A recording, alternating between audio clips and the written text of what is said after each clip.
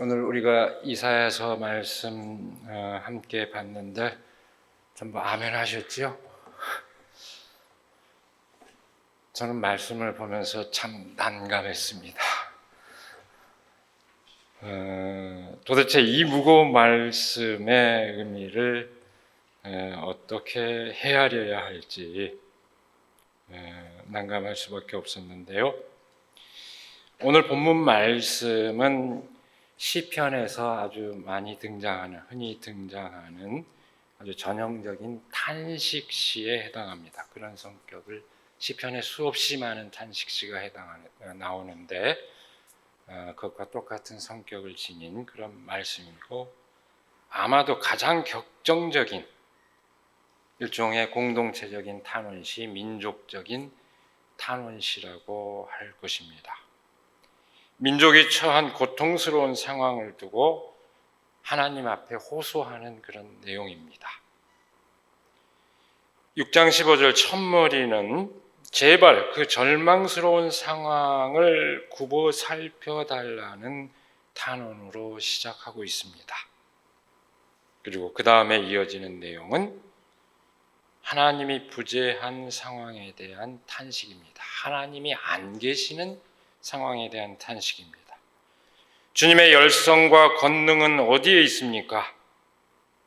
이제 나에게는 주님의 자비와 긍휼이 그쳤습니다. 이런 말씀입니다.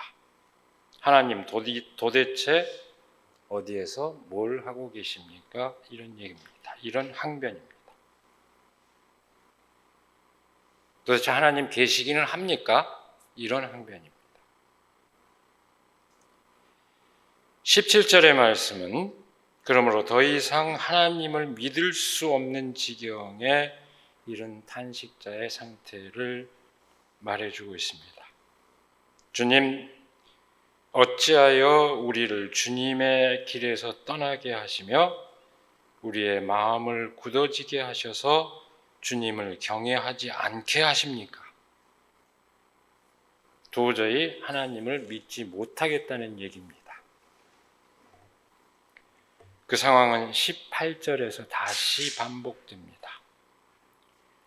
우리는 오래전부터 주님의 다스림을 전혀 알지 못하는 자같이 되었으며 주님의 이름으로 불리지도 못하는 자같이 되었습니다. 하나님을 전혀 알지 못하는 사람들과 같이 되었다는 그런 뜻입니다. 도대체 어떤 상황이었기에 이렇게 신성모독적인 탄식과, 여러분 이 액면 그대로 보면 이 대목은 아주 신성모독적입니다. 불경스럽습니다. 이런 탄식과 원망을 하고 있을까요? 본문 말씀 가운데서는 18절에 그 상황이 암시되어 있습니다. 주님의 거룩한 백성이 주의 성소를 잠시 차지하였으나 이제는 우리의 원수들이 주님의 성소를 짓밟습니다. 이건 한마디로 얘기하면 성전이 무너진 상황을 두고 하는 말입니다. 하나님을 예배하는 장소로서 하나님께서 그 자리에 함께 하시는, 친히 그 자리에 함께 하시는 것으로 믿어진 그 장소가 침략자의 군대에 의해서 파괴되어 버린 그런 상황입니다. 설령 모든 것이 유린당한다 하더라도 하나님의 성소만큼은 유린당하지 않으리라는 것이 이스라엘 백성의 믿음이었는데 그 믿음의 근거가 사라져버린 현실입니다. 다 빈말이었군요. 이렇게 됐습니다. 이 탄식의 상황은 유다 왕국이 멸망하고 바벨론의 포로로 잡혀갔다가 고국 땅으로 다시 되돌아왔지만 나라의 그 재건의 희망은 보이지 않고 오히려 폐허만이 눈앞에 펼쳐져 있는 그런 상황입니다. 나라가 망하고 포로 생활을 할 때는 견딜 수 없는 고통 가운데 있기는 했지만 그 모든 것이 스스로의 하나님을 저버린 탓에 겪어야만 하는 그런 고통 이련히 생각하면서 한편으로 참의 눈물을 흘리면서도 그래도 하나님께서 마침내 우리를 구원해 주실 것이다 하는 그런 믿음이라도 가질 수 있었습니다. 그런데 포로로부터 해방되어 그 기쁨을 잠시 누렸지만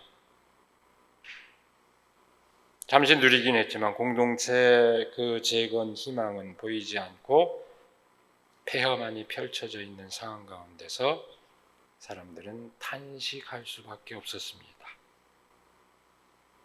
마치 우리가 해방의 기쁨을 맞이했지만 분단되고 전쟁을 치러야만 했던 그런 극적인 상황과도 유사합니다. 진짜로 나락을 경험할 수밖에 없는 그런 상황입니다.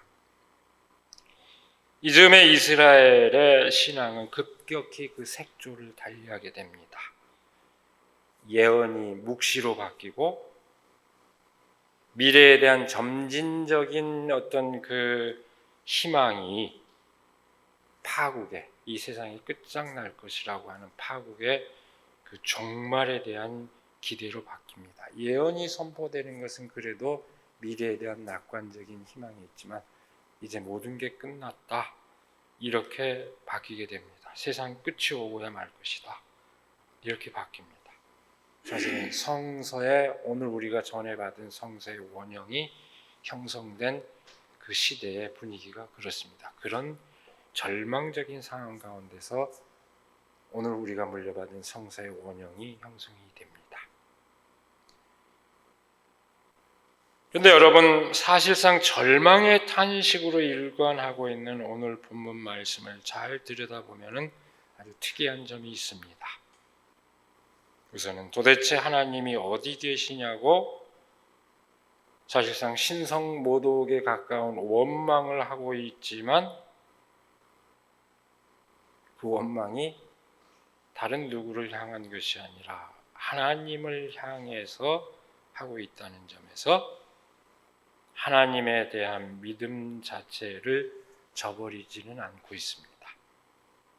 사실은 시편에 수없이 등장하는 모든 탄원시가 그런 성격을 지니고 있습니다. 그런데 정말 독특한 점은 16절의 탄원에 있습니다. 주님께서는 우리의 아버지이십니다. 아브라함은 우리를 모르고 이스라엘은 우리를 인정하지 않는다 하여도 오직 주 하나님은 우리의 아버지이십니다. 옛적부터 주님의 이름은 우리의 성량자이십니다. 줄여 말하면 아브라함과 야곱, 이스라엘의 원래 이름이죠. 아브라함과 야곱, 다시 말해서 조상들은 믿을 수 없을지라도 하나님만은 우리의 진정한 구원자라는 고백입니다. 네, 여러분 한번 생각해 보십시오. 조상들이 후손들을 굽어보고 있다면 그 조상들이 현재 고통을 겪고 있는 후손들의 상황을 어찌 외면하겠습니까? 달리 말하자면 지금 비록 절망의 나락에 떨어진 상황이지만 그래도 지금까지 그 백성의 공동체를 유지하고 삶을 지속하게 된데 어찌 조상들의 그 은덕이, 그 은혜가 없겠습니까? 그럼에도 불구하고 본문의 이 탄식은 조상들의 그 조상의 은덕에 대한 일말의 가능성마저도 부정해버립니다. 그것은 인간의 현실적인 삶을 가능하게 해주는 수없이 많은 조건들이 있지만 그것들이 다 무너진다 해도 하나님께서 계신다면, 하나님에 대한 믿음을 지킬 수 있다면 우리에게 새로운 삶이 가능하다는 그런 믿음의 표현입니다. 근데 바로 여기서 진짜 특이한 고백이 등장합니다. 주님께서는 우리의 아버지이십니다. 여러분, 오늘 우리에게 하나님 아버지라는 표현은 아주 익숙합니다. 물론 아버지가 남성으로서 아버지만을 의미하지는 않죠. 어버이라고 해야 될 겁니다. 어머니 되시고 아버지 되시는 아주 익숙하지만 구약에서는 익숙한 표현이 아닙니다. 더러 등장합니다. 몇 군데 등장합니다. 신명기나 예레미야, 말라기에 몇 군데 등장하지만 오늘 본문에서처럼 면전에서 직접 부르는 호칭으로 사용되는 경우는 딱 오늘 본문이 유일합니다. 구약에서. 그게 어때서 특별하다는 얘기일까요? 하나님을 아버지로 부모님처럼 부르는 건 딱 이 대목이 유일합니다. 직접 그 점이 아주 특이하다는 겁니다. 그렇게 절망을 하면서 부르짖는 그 이름입니다.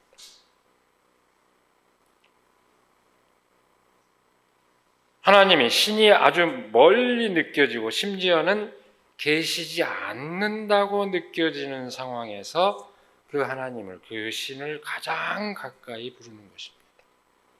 구약시대의 관념은 그렇게 하나님을 부를 수 없다고 생각했는데 비로소 신이 하나님이 안 계시다고 느껴지는 그 상황에 가장 가까이 그렇게 부르고 있는 것입니다. 그 점이 특별하다는 것입니다. 그만큼 상황이 절박하다는 것을 말하는 것이지만 바로 여기에 성경이 말하는, 성서가 말하는 신앙의 중요한 요체가 있습니다. 여러분, 그 역설의 진실을 가장 극적으로 보여준 것이 바로 예수 그리스도의 삶과 죽음입니다. 여러분, 예수님의 삶이 어떻습니까? 당대적 관념으로 볼 것 같으면 전혀 신적인 위엄을 갖춘 삶이 아닙니다. 그렇게 여겨지지도 않았고 심지어 예수님께서 십자가에 매달려 돌아가실 때 마지막 탄식이 뭡니까? 어찌하여 나를 버리시나이까? 그 절규였습니다. 하나님마저도 버려버린. 그럼에도 불구하고 우리는 어떻게 믿습니까? 바로 그 예수님을 하나님의 아들로 믿습니다. 그것이 우리 그리스도교 신앙의 요체입니다. 인간이 처할 수 있는 가장 극한의 상황에서도 끝내 자신의 존재를 저버리지 않는 믿음의 자리, 바로 그 자리에 하나님이 계시다는 것을 뜻합니다. 부재의 상황이, 보이지 않는 상황이 오히려 존재의 의미를 새겨주는 경우입니다. 여러분, 코로나 기간 동안 내내 보지 못하는 교우들이 많죠. 보이지 않음으로써 그 존재의 의미를 더욱더 다시 되새기게 해주는, 누군가의 존재를 더더욱 보이지 않기 때문에 더더욱 우리가 그 존재를 생각하는 그런 경우입니다. 이 말씀의 의미를 도대체 우리가 어떻게 이 상황을 어떻게 우리가 헤아릴 수 있을까요? 절망의 나락에서도 포기할 수 없는 삶의 희망, 오히려 더 분명해지는 삶의 희망이라고 얘기하면 적어도 의미상으로 오늘 말씀의 의미를 우리가 근접하게 헤아리는 셈이 됩니다. 모든 것이 평온하고 모든 삶의 조건이 행복하다고 느낄 때, 그럴 때 우리는 인간에 대한 신뢰를 갖기 쉽습니다. 그럴 때 큰 어려움을 겪지 않습니다. 또한 더불어서 그런 복을 누리게 해주신 하나님에 대한 믿음 역시 그런 경우에 훼손되지 않습니다. 사실 평범한 종교적인 믿음, 우리 신앙은 대개 그런 범위 안에 머뭅니다. 좋은 일이 있으면 하나님의 뜻이 이루어졌다고 믿지만 좋은 일이 없으면, 제가 자주 얘기하죠. 좋은 일이 없으면 하나님의 뜻이 이루어지지 받았다고 믿는 믿음, 그것이 되게 평범한 믿음입니다. 기도 응답이 좋은 일이 없으면 아직 응답 못 받았다고 답하잖아요. 그게 평범한 믿음입니다. 그 믿음은 아까 기도자가 기도했죠. 그 믿음은 좋은 게 옳은 것이라는 믿음입니다. 자기한테 좋은 것이 옳은 것이라는 믿음입니다. 그러나 하나님이 멀리 느껴지는 순간에 가장 가까이 부를 수 있는 믿음, 오늘 말씀은 그것을 전해주고 있는데, 그 믿음은 나에게 좋고 나쁨을 떠나 진정으로 옳은 것을 믿는 그 믿음을 뜻합니다. 내게 좋은 것이 옳은 것이면 더없이 좋습니다. 그러나 우리가 세상을 살다 보면 그렇지 않은 경우도 많습니다. 이 옳고 그름은 나에게 좋고 나쁘냐에 우선합니다.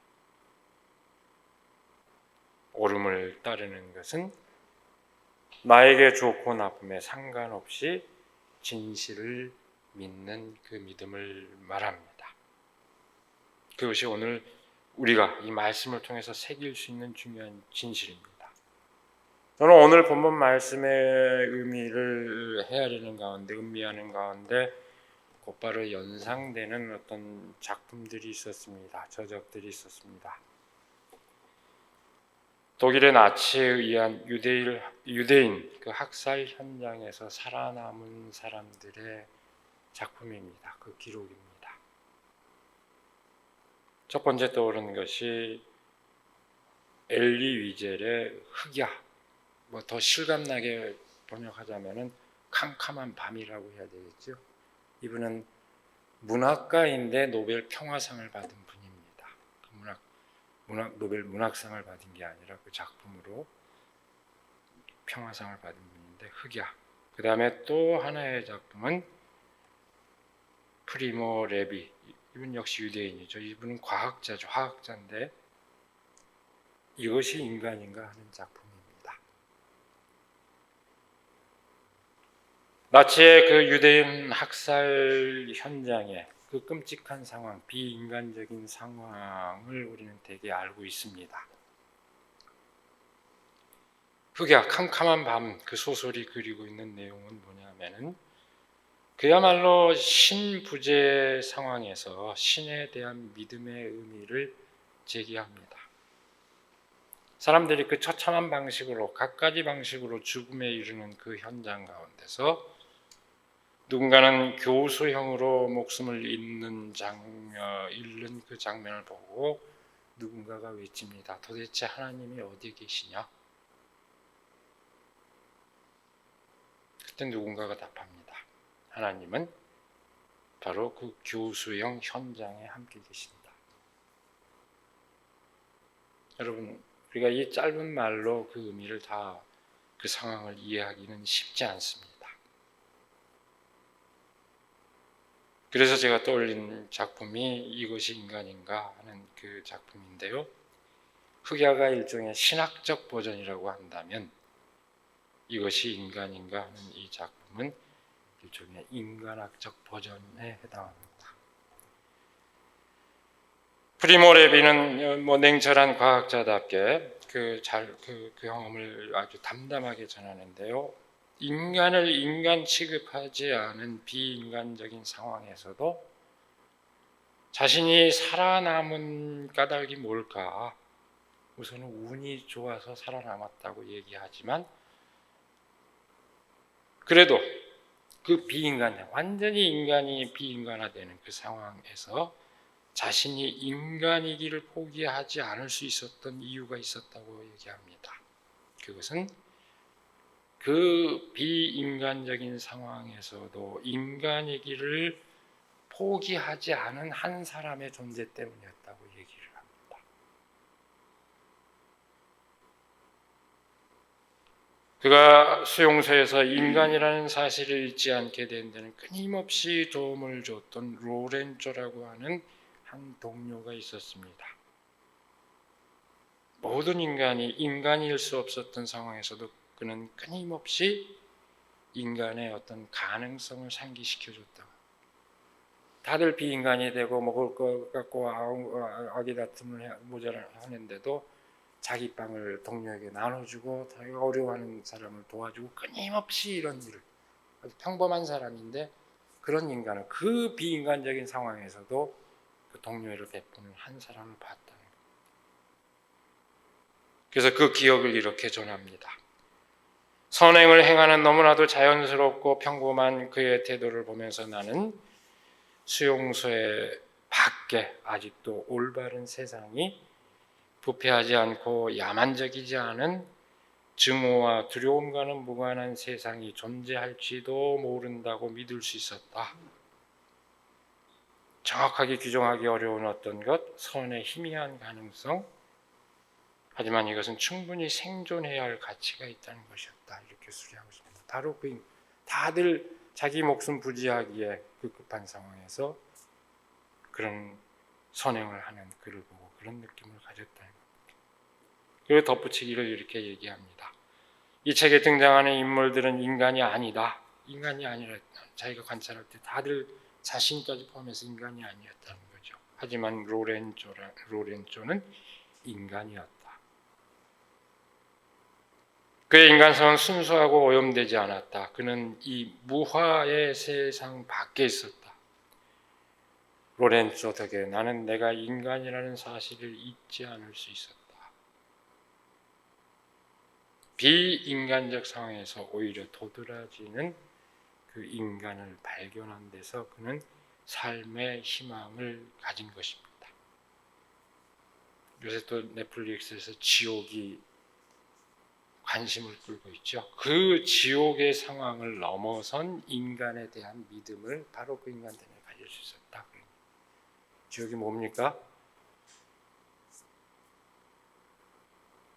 어떤 두려움과 공포, 두려움이죠. 두려움과 그 다음에 그 사람을 두려움에 사로잡힌 어떤 재난을 당한 사람에게 낙인 찍는 것으로서 오히려 더 그 두려움을 조장하고 사람들을 두렵게 지옥 생활로 몰아가는, 종교가 오히려 그걸 더 가중시키는 그런 상황을 묘사하고 있지 않습니까?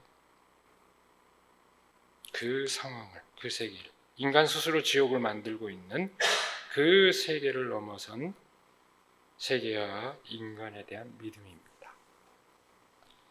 근데 사실 이 두 작품 말고도 제가 오늘 본문 말씀을 마주하면서 먼저 떠올리는 게 있습니다. 바로 민중의 아버지입니다. 우리 삶의 노래 있고 이따 함께 부를 예정입니다만, 세상을 떠난 지 25년이 되어가는, 이제 내년 초가 되면 그렇게 되는데, 저의 가까운 친구, 아주 친구 김용겸의 작품이기도 하지만, 단지 그 친구의 노래만은 아니었습니다. 1980년대 초반 그 엄혹한 시대를 살았던 그 세대의 노래이기도 했습니다. 우리가 다 되게 알 겁니다. 우리들에게 응답하소서 혓짧은 하나님, 우리 기도 들으소서 기먹은 하나님, 얼굴을 돌리시는 화상당한 하나님, 그래도 당신은 하나뿐인 늙으신 아버지. 하나님, 당신은 죽어버렸나? 어두운 골목에서 울고 계실까? 쓰레기 더미에 묻혀버렸나? 가엾은 하나님, 그래도 당신은 민중의 아버지. 이렇게 이어지는 노래입니다. 바로 얼마 전 참담한 그 역사를 초래한 장본인 두 사람이 다 세상을 떠났습니다.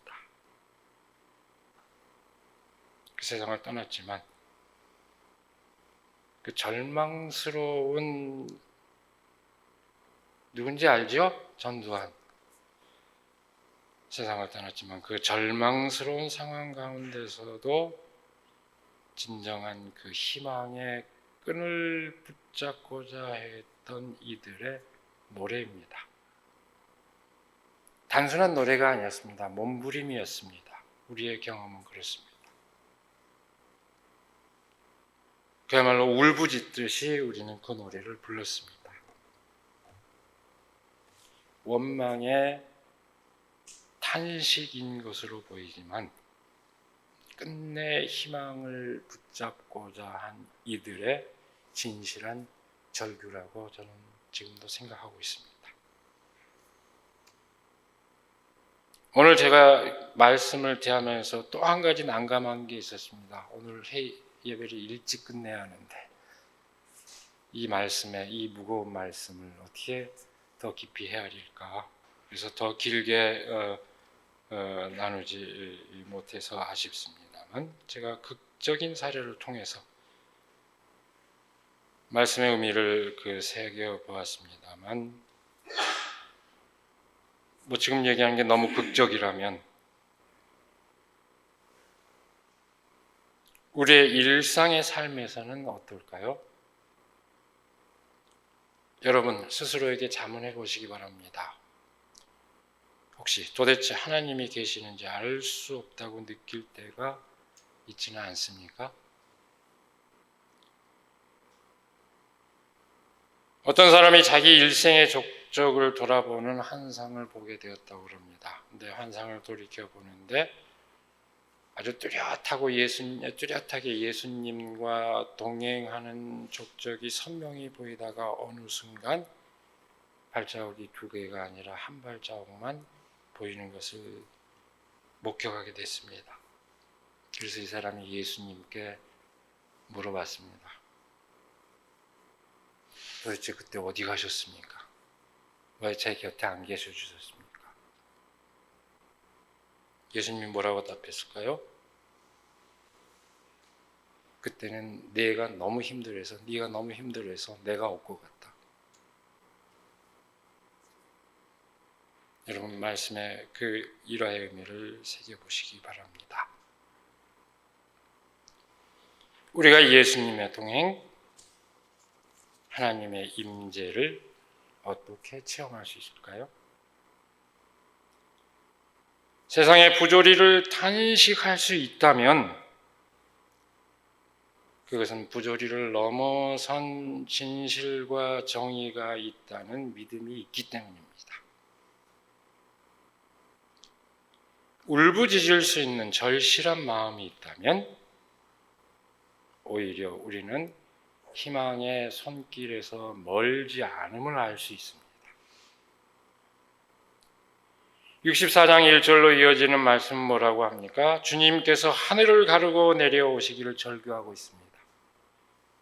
아까 우리가 앞선 찬송에서 뭐라고 그랬죠? 하늘 쪼개고 내려오실 하나님이라고 절절하게 외치고 있습니다. 그렇게 절규할 수 있는 사람이라면 그만큼 삶의 의지 또한 강할 수밖에 없습니다. 따라서 그것은 결코 우리의 무력함에 대한 고백이 아니라 절망스럽고 부조리한 세계를 넘어선 그 삶에 대한 믿음의 표현입니다. 바로 그 가운데 하나님께서 임재하십니다. 오늘은 대림절 둘째 주일입니다. 바로 그 절절한 믿음으로 우리에게 다가오시는 예수 그리스도를 맞이하는 우리 모두가 되기를 이 시간에 간절히 기원합니다. 기도하겠습니다. 오늘도 우리에게 복된 날을 허락하여 주시고 말씀의 의미를 다시 새김으로써 또 우리의 마음가짐과 삶의 자세를 가다듬게 하여 주심을 감사드립니다. 우리는 살아가면서 과연 하나님이 계시는지, 과연 하나님께서 우리와 더불어 동행하시는지 의심할 때가 많습니다. 세상을 보면 정말로 하나님의 정의가 살아있는지 회의하지 않을 수 없는 때도 또한 많습니다. 그러나 하나님, 오히려 그 가운데서 우리가 하나님을 찾고 울부짖을 때 또도 가까이 다가서시는 그 하나님의 발길, 하나님의 손길을 체험할 수 있도록 우리를 인도하여 주시옵소서. 우리가 그 어떤 상황에서도 절망하지 않고 하나님의 이름을 부를 때 그 가운데서 하나님의 뜻이 펼쳐지는 그 놀라운 역사를 경험할 수 있도록 우리의 사회에서 또는 저마다의 각자의 그 삶 가운데서 그 놀라운 체험을 할 수 있도록 하나님 인도하여 주시옵소서. 우리 주 예수 그리스도의 이름으로 기도드리옵나이다. 아멘.